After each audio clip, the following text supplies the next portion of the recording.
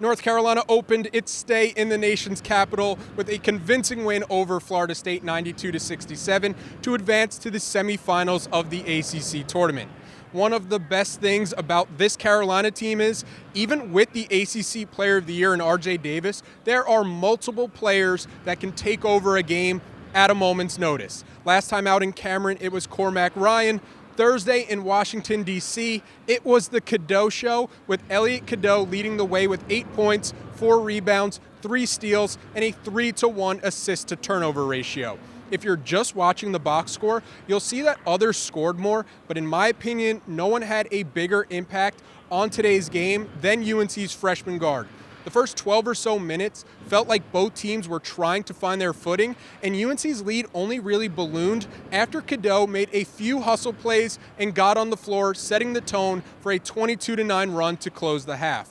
Looking at the personnel that this UNC team plays with Cadeau and R.J. Davis starting in its backcourt, they really have no business being not only good defensively, but this elite, and it's a credit to the blue-collar mentality that they have to bring on that end to make up for a lack of size. The Carolina defense made Florida State work for everything, evident by the 2 shot clock violations that the Tar Heels were able to force. When this team wins with its defense, that's when the Tar Heels really flex their muscle as a national title contender.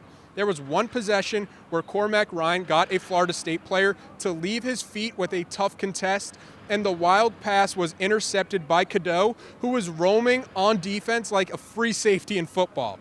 And when he gets a live ball turnover like that, he's off to the races, displaying an incredible burst and the ability to finish well in traffic. Carolina outscored Florida State 23-15 on points off turnovers and 26-6 on fast break points. With numbers like that, it's no surprise that UNC was able to build such a lead by the break and coast in the second half to a comfortable win.